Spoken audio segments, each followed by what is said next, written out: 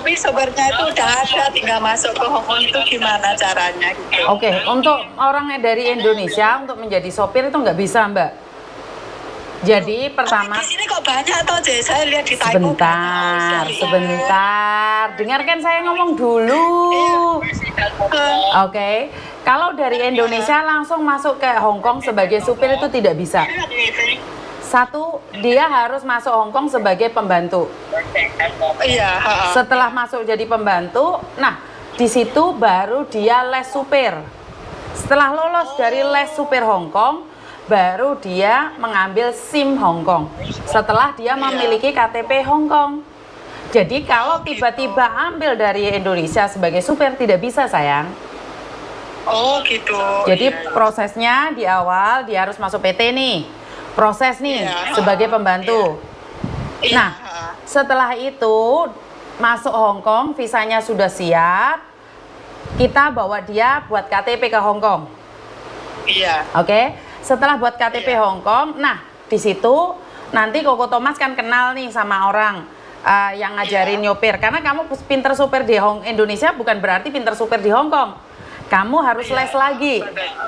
Iya, di Hong Kong. Betul, les lagi di Hong Kong. Sekali pertemuan itu kalau nggak salah $600. Setelah itu, setelah les kamu lolos, baru kamu bisa punya driver license, SIM. Setelah kamu memiliki SIM, itu SIM-nya P. Itu masih belum boleh nyopir, walaupun kamu sudah punya SIM belum boleh nyopir. Oh gitu. Nggak boleh. Kalau tanya ngomong sih,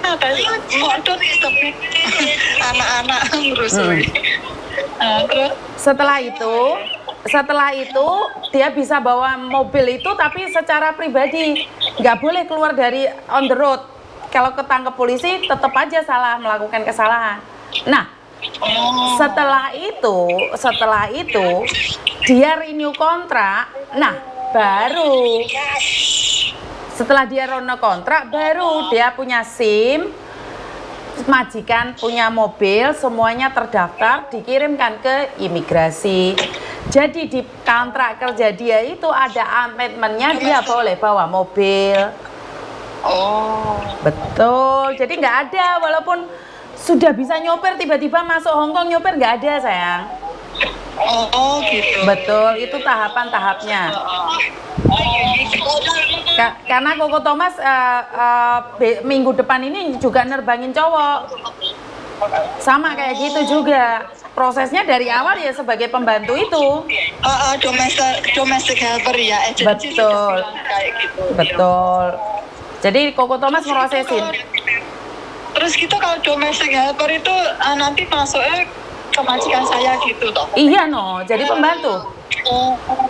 Nah pertanyaannya, apakah majikanmu layak ambil pembantu cowok atau enggak? Itu juga menjadi pertanyaan. Ini sopir yang lama ini mau keluar, mau ganti Indo gitu. Udah ada orangnya gitu. Makanya tanyain dulu. Prosesnya panjang kali lebar kayak gitu, nggak ujuk-ujuk jadi sopir. Walaupun di Indonesia sudah pintar nyopir, belum tentu di Hong Kong lolos juga. Oh. Oke, nanti tak bilangin ke Mas dulu, soalnya orangnya di Malang mah orang main. PT ku di Malang, kalau memang mau nggak apa-apa, soalnya tergantung. Kalau majikan yang biayai semua, Masnya nggak perlu bayar gitu loh. Coba kondisikan dulu. Oh, Koko Thomas itu agensinya di Malang dong? Betul. Ada PT-nya di Malang. Oke. Oh, iya. Makasih ya, nanti. Ya, terima kasih.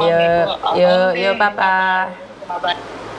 Ini yang sering kali salah paham kalian ya. Dipikirnya, makanya kalau ada orang bercerita bahwa di Hong Kong tiba-tiba ada sopirnya.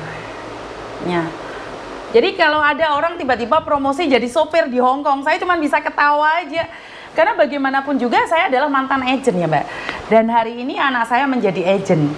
Jadi ilmu saya turunkan pada anak saya karena mungkin saya sudah fokus untuk memberikan edukasi, sudah fokus untuk bercerita, karena saya tidak tidak ingin berbenturan dengan anak saya, karena bagaimanapun anak muda mungkin beda persepsi atau beda wawasan. Karena itu saya memasrahkan perusahaan yang ada ke anak saya, secara langsung anak saya yang akan mengelola tanpa campur tangan saya secara langsung. Dan saya katakan sekali lagi, jika ada promosi job cowok tiba-tiba jadi supir, ada lowongan supir, saya cuma ketawa. Kenapa? Enggak bisa ujuk-ujuk kamu itu nyampe di Hong Kong jadi supir, enggak kayak gitu konteksnya. Jadi kalian itu harus nyampe di Hong Kong dulu, proses sebagai pembantu, visa kalian ada, kontrak kerja ada, lalu sampai nyampe di Hong Kong sudah dibookingkan KTP sama agent kalian buat KTP dulu di Hong Kong. Setelah itu kalian tuh harus belajar nyetir di Hong Kong. Selihai-lihai kamu di Indonesia, di Hong Kong kamu harus belajar juga karena route-nya beda. Dan ini yang perlu diperhatikan adalah bahasa. Minimal kalian bisa bahasa Inggris atau bahasa Cina.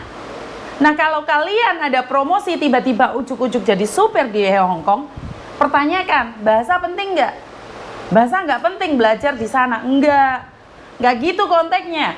Saat kalian belajar drive, itu ada ujian bahasa dan juga ujian nyopir. Jadi kalau kalian tidak bisa bahasa, bagaimana mungkin kalian bisa lolos dalam tes driver? Ya, bisa difahami ya. Setelah kalian belajar nyopir, sementara sekali nyopir belajarnya, sekali belajar nyopir road di Hong Kong, itu bayarnya 600, kurang lebih 500 sampai 600 satu kali pertemuan. Satu kali pertemuan 500 sampai 600 bayar di sifunya, di guru nyopirnya. Dan bagi berapa lama ya terserah kalian mau berapa lama baru bisa lolos untuk di test drive.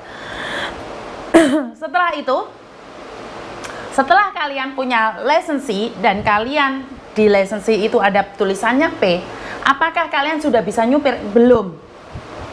Masih belum bisa nyupir. Setelah itu di kontrak kalian, di renew kontrak berikutnya, karena prosesnya tidak segampang yang kalian pikir, di renew kontrak berikutnya, maka informasikan pada agent bahwa ini adalah untuk supir. Karena jika untuk supir itu kontrak kerjanya ditambahi kertas putih, ada admitment-nya, bahasa Inggris ki ilatku rodok melontor. Ada admitment-nya yang menyatakan bahwa si Margono ini boleh menyupir mobil dengan plat nomor ini. Jadi kalau si Margono ini pakai mobil lain nggak boleh. Ya hanya mobil yang tertera di kontrak kerja tersebut yang boleh disupirin. Dan prosesnya itu tidak mudah dan gampang.